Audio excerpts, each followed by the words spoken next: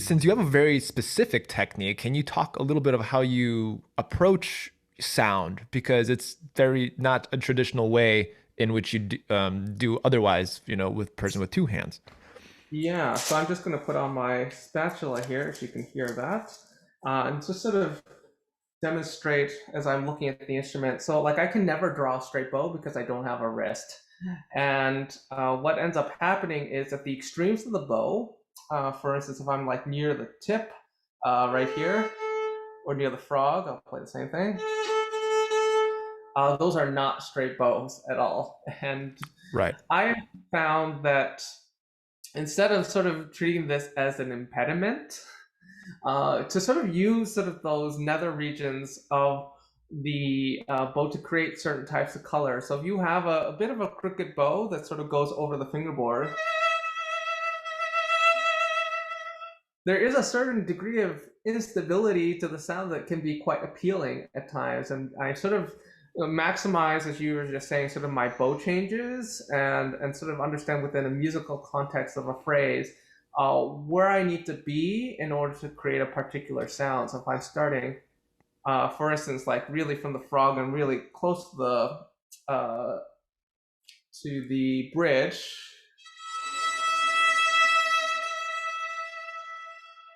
and then sort of fade out to the tip, that's sort of one type of sound. So it's really understanding the mechanics of the bow and mechanics of myself, and then interfacing that with musical ideas. That's so important to me.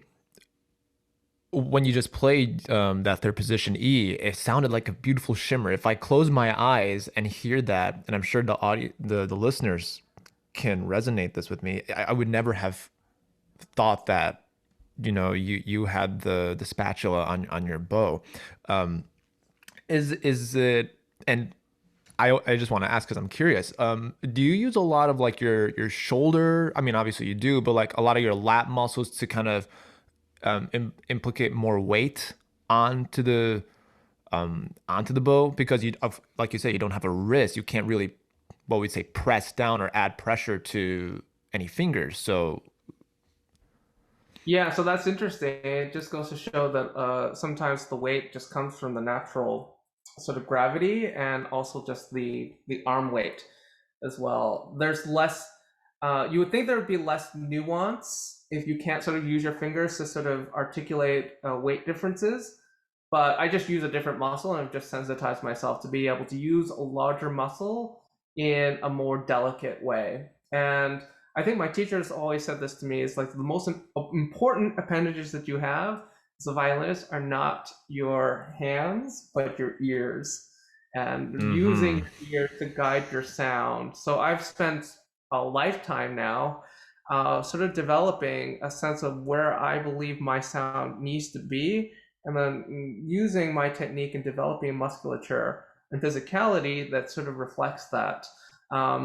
So it's interesting because you would think that if you're using sort of less fine, how can I say, fine motor muscles, like your fingers, for instance, and just using your shoulder or your arm, that you would have a bit more of a unrefined sound. And I would say that that's only because of lack of imagination, at least on my end.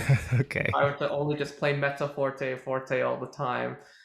So yeah, it takes time, and it also, like getting back to education, requires a certain type of pedagogy that allows me, for instance, to really start from the high concepts first of where I want to be, rather than trying to sort of level 1, level 2, level 3. Start at level 1 million and then just work your way back down.